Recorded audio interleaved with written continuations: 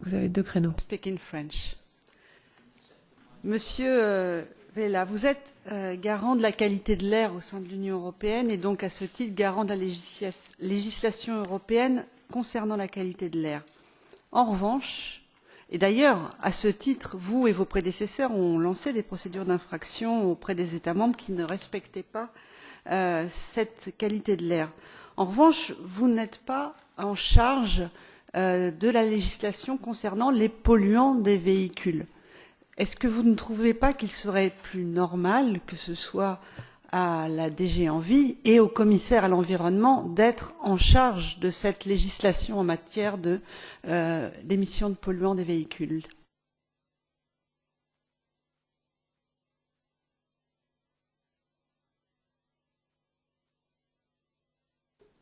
In this case, I think what I think does not count because. Oui, effectivement, ce que je pense, ça ne compte pas, parce que ce n'est pas moi qui distribue les portefeuilles. À votre avis, qu'en est-il de l'avenir?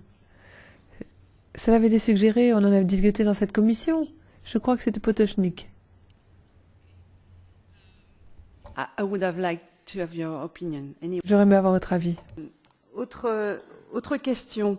Il est beaucoup indiqué par les différents commissaires, que ce soit environnement ou industrie actuelle et passée, que le problème de l'application et de la bonne implementation de la réglementation concernant les émissions de polluants est la faute des États membres. Beaucoup des États membres, dans leur réponse écrite, nous ont indiqué qu'ils trouveraient normal que les sanctions et la recherche des industries automobiles qui ne respectent pas la loi soient faites par une autre autorité qu'eux-mêmes. Donc, que pensez-vous de la mise en place d'une autorité indépendante qui aurait le pouvoir de contrôler et de sanctionner éventuellement tout constructeur automobile qui ne respecterait pas la législation européenne, un peu au même titre que le fait l'Agence ferroviaire européenne pour les matériels ferroviaires, c'est-à-dire une agence indépendante.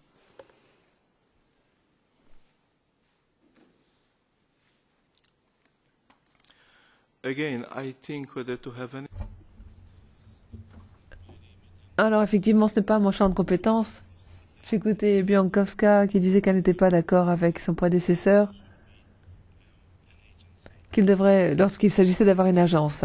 Maintenant, parlons sanctions. D'accord avec Biankowska lorsque elle a évoqué l'harmonisation de l'ensemble du processus, harmonisation de la surveillance du marché, harmonisation également des sanctions et des amendes.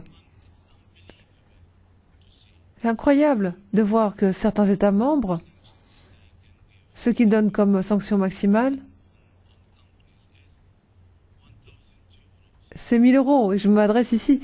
Et, en fait, il s'agit de sanctions qui s'imposent à l'entreprise. Là, finalement, on se moque de nous-mêmes dans cette histoire. Et là, je pense que cette nouvelle législation pourra faire intervenir la Commission presque en priorité en matière de surveillance, mais également en matière d'application des textes.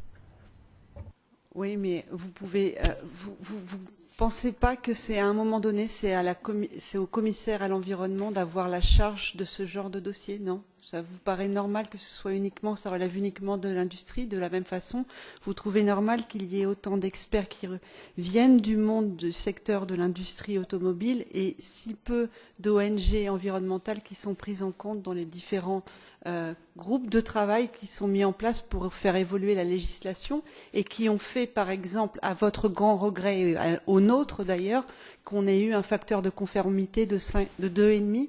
Vous ne croyez pas qu'à un moment donné, et pour préparer l'avenir, et dans aussi ce que nous devons faire dans nos travaux, il serait temps de prendre plus en compte cet aspect-là, et donc que le commissaire à l'environnement soit en charge de ces dossiers-là?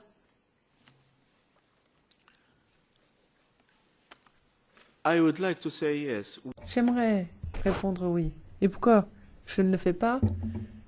Mais c'est très clair à mes yeux.